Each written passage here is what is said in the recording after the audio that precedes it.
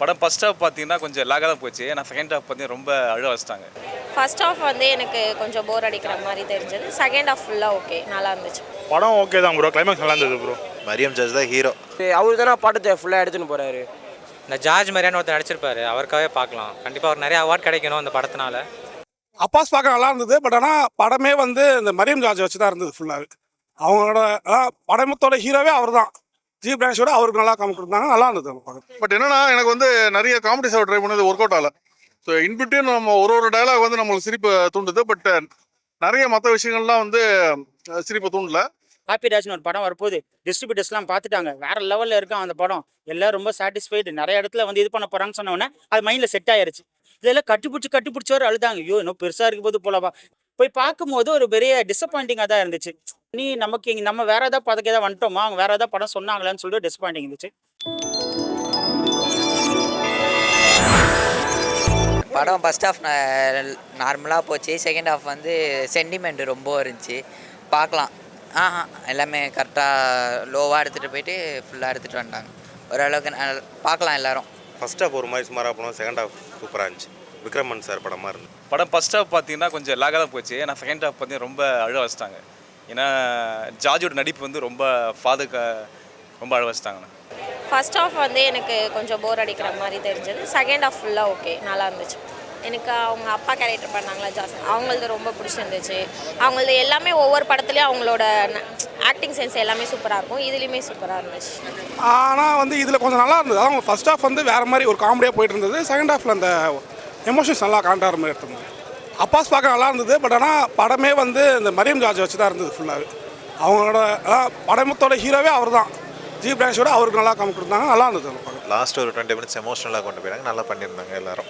Mariam George தான் hero, பார்த்து பண்ணிக்கங்க. ஜிவி பிரகாஷ் நல்லா பண்ணிருந்தாங்க, அவர் நல்லா பண்ணலன்னு சொல்ல எல்லாம் நல்லா பண்ணியிருந்தாங்க. பட் என்னன்னா எனக்கு வந்து நிறைய காமெடி ஷோ ட்ரை பண்ணது ஒர்க் அவுட் ஆகல. ஸோ இன்பிட்வீன் நம்ம ஒரு டயலாக் வந்து நம்மளுக்கு சிரிப்பு தூண்டுது. பட் நிறைய மற்ற விஷயங்கள்லாம் வந்து சிரிப்பை தூண்டல. ஹாப்பி ராஜ் வந்து ரொம்ப சுமாரான ராஜ் அப்படின்னு தான் தோணுது. ஏன்னா வந்து படத்துக்கு வந்து 2 hours 36 minutes இவ்வளோ பெரிய டியூரேஷன் எதுக்கு வச்சாங்கன்னே தெரியல. இந்த சந்தானம் காமெடி ஒன்று வரும், அதை வந்து எதுக்கடா பக்கெட்டில் தண்ணின்னு ஒரு காமெடி வரும். அந்த மாதிரி இந்த படத்துக்கு எதுக்கடா 2 hours 36 minutes நிஜமாவே புரியல. ஏன்னா அவ்வளோ பெருசாக இழுத்து எடுத்திருக்காங்க. அவங்க சொல்ல வேண்டிய விஷயத்த கொஞ்சம் பிரிஸ்காக சொல்லியிருந்தாங்க, ரொம்ப நல்லா இருந்திருக்கும். இந்த படத்துலலாம் பார்த்தீங்கன்னா வந்து நிறைய விஷயங்கள் என்னென்னத்தையோ காமிச்சு கடைசி 15-30 minutesல வந்து அந்த எமோஷனை காமிச்சா மக்கள் பயந்துருவாங்க, அதாவது வந்து ஏமாந்துருவாங்க, சூப்பர் ஹிட்னு வெளியே வந்து சொல்லிடுவாங்களா, அதுக்காக வச்சாங்களான்னு தெரியல. பட் அந்த விஷயத்தினால எல்லாருக்கும் இந்த படம் வந்து ரீச் ஆகுமான்னு வந்து டவுட்டு தான். பட் ரொம்ப இந்த படம் வந்து சுமாரான படமாக தான் இருந்துச்சு. படத்தில் வந்து நிறைய ஒரு விஷயங்கள்லாம் பார்த்தீங்கன்னா நிறைய காமெடி உள்ள கொண்டு வர மாதிரி நிறைய விஷயங்கள் இருந்துச்சு. பட் கொஞ்சம் சீன்ஸ் அவங்க டெவலப் பண்ணது லைட்டாக கோட்டை விட்டாங்க. உதாரணத்துக்கு பார்த்தீங்கன்னு வச்சுக்கோங்களேன், நம்ம அருணாச்சலம் படத்தில் வந்து 5 star ஹோட்டலில் வந்து எல்லா கிராமத்தாளங்க வந்து உட்காந்தா அந்த சீக்வன்ஸ் எல்லாம் அவ்வளோ நம்ம வந்து வயிறு வலிக்க சிரிப்போம். அந்த அளவுக்கு இந்த படத்தில் வந்து ஸ்கோப் இருந்துச்சு. அந்த ஸ்கோப்பை வந்து மிஸ் பண்ணிட்டாருன்னு தான் எனக்கு தோணுச்சு. எனக்கான ஃபர்ஸ்ட் ஹாஃப் வந்து ஒரு ஆவரேஜ் ஒரு ஃபீல் கிடச்சிது. செகண்ட் ஹாஃப் வந்து ஃபர்ஸ்ட் ஹாஃபை கம்பேர் பண்ணும்போது பெட்டராக இருந்துச்சு. பட் கிளைமேக்ஸ் வந்து பயங்கர ஒரு இம்பாக்ட்ஃபுல்லாக இருந்துச்சு. ஜார்ஜ் மரியம் தான் இந்த படத்துக்கு வந்து ஒரு முக்கியமான ஒரு கேரக்டரு. ஸோ அவர் பின்னணியில தான் டோட்டல் படம் வந்து போகுது. ஸோ ஃபர்ஸ்ட் ஹாஃபில் வந்து அவரோட நம்பர் ஆஃப் சீன்ஸ் கம்மியாக இருந்தாலுமே செகண்ட் ஹாஃபு கிளைமேக்ஸ் எல்லாமே அவர் மேலே தான் டோட்டல் படம் போகுது. ஸோ வேற ரேஞ்சில் நடிச்சாரு. அவர் யூஸ்வலாக வந்து பார்த்தீங்கன்னு வச்சுங்களேன், ஆடியன்ஸ் அள வச்சிருவாரு. இந்த படத்துலேயே வந்து ஆடியன்ஸ் அள வச்சிட்டாரு அந்த அளவுக்கு. இந்த படம் இன்ஃபேக்ட் அவர் மற்ற படங்கள்லாம் பார்த்தீங்கன்னா ஒரு சின்ன போர்ஷன் பண்ணுவார். இது ஃபுல் அண்ட் ஃபுல் அவர் படம் தான். நம்ம ஜிவி பிரகாஷும் சரி, ஹீரோயின் சரி, அவங்களாம் வந்து சைடு மாதிரி தான் நம்மளுக்கு ஒரு படம் முடியும் போது ஒரு ஃபீல் இருந்துச்சு. ஹீரோயின் உண்மையிலேயே ரொம்ப அழகாக இருக்காங்க. அவங்க வந்து நல்லாவும் நடிக்கிறாங்க.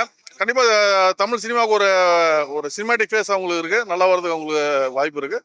அப்போ ரொம்ப டிசப்பாயிண்டிங் வந்து இந்த ப்ரொமோஷன்ஸ் தான், ஃபேக் ப்ரொமோஷன்ஸ் தான் பண்ணாங்க அப்படின்னு தான் தோணுது. இந்த வலைப்பேச்சு போன்ற சேனல்ஸ்லாம் வந்து ஒரு மாதத்துக்கு முன்னாடியே சொன்னாங்க ஹாப்பி ராஜ்னு ஒரு படம் வரப்போகுது, டிஸ்ட்ரிபியூட்டர்ஸ்லாம் பார்த்துட்டாங்க, வேற லெவலில் இருக்கும் அந்த படம், எல்லாரும் ரொம்ப சாட்டிஸ்ஃபைடு, நிறைய இடத்துல வந்து இது பண்ண போகிறாங்கன்னு சொன்னோன்னே அது மைண்டில் செட் ஆயிருச்சு. இப்போ இவங்க 2-3 நாள் முன்னாடி வந்து ப்ரிவியூ ஷோ ஒன்று போட்டாங்க. இதெல்லாம் கட்டிப்பிடிச்சவர் அழுதாங்க. ஐயோ இன்னும் பெருசாக இருக்கும் போது போலவா. இந்த பாலா வந்து வாழைப்படத்துக்கு அழுதாரு, 1/2 மணி நேரம் உட்காந்து அழுதாரு. ஸோ அந்த மாதிரி ஏதோ வந்து பயங்கரமாக எமோஷனாக இருக்க போது பாருன்னு சொன்னோன்னே அந்த எக்ஸ்பெக்டேஷன்ஸ் மைண்டில் செட் ஆனதுனால போய் பார்க்கும்போது ஒரு பெரிய டிசப்பாயிண்டிங்காக தான் இருந்துச்சு.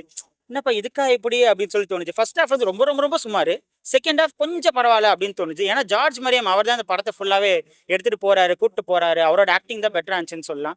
நமக்கு நம்ம வேற ஏதாவது பதக்க ஏதாவது வந்துட்டோமா, அவங்க வேற ஏதாவது படம் சொன்னாங்களான்னு சொல்லிட்டு டிசப்பாயிண்டிங் இருந்துச்சு. கொடுத்த இதை ரோல் வந்து ஹீரோயின் நல்லா பண்ணியிருந்தாங்க. ஓவராலாக ரொம்ப சுமாரான படம் அப்படின்னு சொல்லி.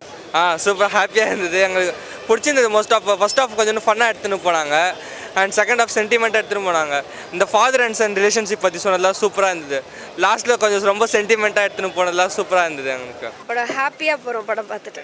ஜார்ஜ் மரியன் சார் அவரோட ஆக்டிங், அவரோட பெர்ஃபார்மன்ஸ் தான் இந்த படத்தில் வந்து ஜிவி பிரகாஷ் தாண்டி அவரோட பெர்ஃபார்மன்ஸ் வந்து ரொம்ப ஸ்ட்ராங்காக நிற்கிது.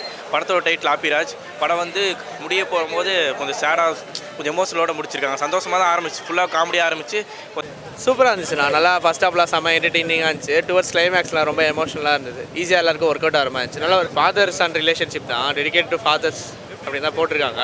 ஸோ அதுக்கு ஈக்குவலாக எல்லாமே ரொம்ப சூப்பராக இருந்தது. நல்லா என்டர்டெய்னிங்காகவும் இருந்தது அதுக்கேற்றாப்புல. ஜார்ஜ் மரியன்லாம் ஒரு பேர். அவர் தானே படத்தை ஃபுல்லாக எடுத்துன்னு போகிறாரு. அவர் செகண்ட் ஹாஃப்க்கு அப்புறம் ஒரு சீன் இருக்கும், அதெல்லாம் பயங்கரமாக இருக்கும். படம் ஆக்சுவலாக அவரும் அப்பாஸ் தான் வந்து எடுத்துன்னு போகிறாங்க ஃபுல் படத்தையும்.